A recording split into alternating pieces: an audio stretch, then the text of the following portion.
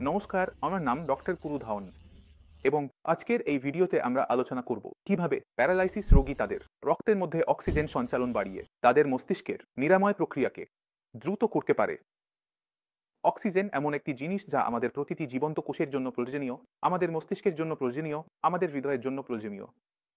কেউ যদি আপনার গলা চেপে ধরে তাহলে কতটা অস্বস্তি হয়, ঠিক তেমনি আমাদের মস্তিষ্কের পুনরুদ্ধারের জন্য অক্সিজেনের প্রয়োজন হয়। কারণ এই অভাবের কারণেই আমাদের প্যারালাইসিস হয়েছিল। তাহলে একটু প্যারালাইসিসের অবস্থার দিকে যাই, দেখি কিভাবে অক্সিজেন না পাওয়ার কারণে আপনার প্যারালাইসিস হয়েছে। প্যারালাইসিস হওয়ার সবচেয়ে বড় কারণ হলো মস্তিষ্কে স্ট্রোক বা মস্তিষ্কে কোনো ধরনের ক্ষতি হওয়া, দুর্ঘটনা হওয়া। এখন প্রায়শই এটি কিভাবে ঘটে যে আপনার রক্তে কোনো রক্তের জমাট একটি বড় ধমনীতে গিয়ে আটকে যায়, যার ফলে সামনের রক্ত সরবরাহ বন্ধ হয়ে যায় এবং সামনের মস্তিষ্কের টিস্যু অক্সিজেন পায় না, কারণ সেখানে রক্ত পৌঁছাতে পারছে না। তাহলে অক্সিজেন ছাড়া, খাবার ছাড়া সেই মস্তিষ্ক কিভাবে মারা যায়? দ্বিতীয় ধরনের যে মস্তিষ্কের স্ট্রোক হয় তা হলো মস্তিষ্কের রক্তক্ষরণ। অর্থাৎ আপনার মস্তিষ্কের ভিতরে যে ধমনী ছিল যা রক্ত নিয়ে যাচ্ছিল তা ফেটে গেছে। এখন রক্তের লিকেজ হয়ে গেছে, তাই সামনের সরবরাহ বন্ধ হয়ে গেছে, কারণ সমস্ত রক্ত তো পেছনেই থেকে গেছে, সামনে যেতে পারেনি। এবং যেখানে এটি ছড়িয়ে পড়েছিল সেখানেও এটি অক্সিজেন সরবরাহকে প্রভাবিত করেছে, সেখানে অক্সিজেন সরবরাহ হতে দেয়নি। তাহলে আমরা কি দেখি? অক্সিজেন ছাড়া মস্তিষ্কের টিস্যু মারা যায়।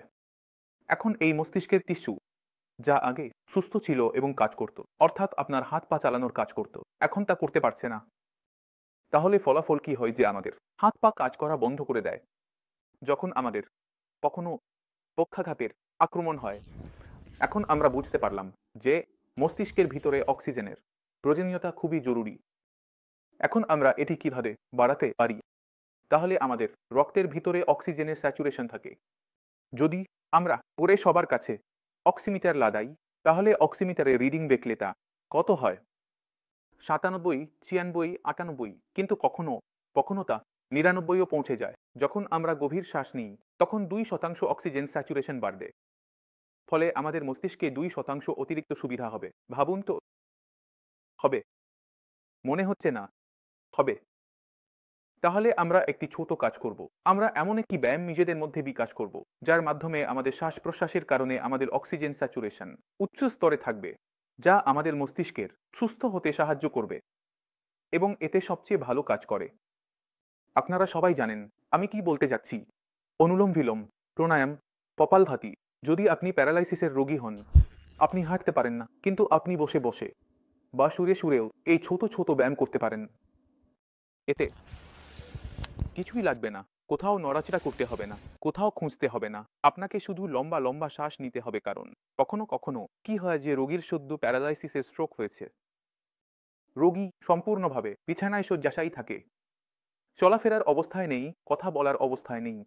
কিন্তু যদি সে এই ভিডিওটি দেখে থাকে বা এখন দেখছে, তাহলে এই ছোট্ট জিনিসের মাধ্যমে সে তার মস্তিষ্কের ভেতরে নিরাময় প্রক্রিয়াকে দ্রুত করতে পারে। তাহলে আমরা কি করব? আমাদের শ্বাস প্রশ্বাসের উপর মনোযোগ দেন। আমরা কি করব? আমাদের দিনের 5 মিনিট দিনে কয়েকবার বের করব। সরাসরি সকালে উঠে বিছানা থেকে ওঠার আগে 5 মিনিট শুধু অনুলোম ধিলোম করব, প্রাণায়াম করব, কপালভাতি করো বা একটু একটু করে গভীর শ্বাস নাও। 5 মিনিট সকালে খাবার খাওয়ার আগে, দুপুরের খাবার খাওয়ার আগে 5 মিনিট বের করতে হবে। তুমি খাবার তোমার সামনে রেখেছ, ঠিক আছে, 2 মিনিট পরে খাব। তুমি টেবিলে বসে বা চেয়ারে বসে, তারপর 2-3 মিনিট যা বের করেছে তোমার গভীর শ্বাসের। এরপর আমি খাবার খেতে শুরু করলাম। এইভাবে রাতে ঘুমানোর আগে বা 2 খাবারের মধ্যে যখন তোমার মনে হয় যে তুমি ক্লান্ত হয়ে গেছো এবং আর কিছু করতে ইচ্ছা করছে না, এখন আমি বিরক্ত হয়ে গেছি, তবুও তুমি তোমার জীবনের 5 মিনিট বের করে তোমার মস্তিষ্কের ভিতরে বেশি অক্সিজেন ধরে রাখতে পারো, শুধু গভীর শ্বাস নিয়ে। এখন অক্সিজেন স্যাচুরেশন 2% বাড়বে। এখন মনে হয় 2%-এ কি হয়? সেই 2%-এর কি মানে আছে তা তোমাকে বোঝাবে।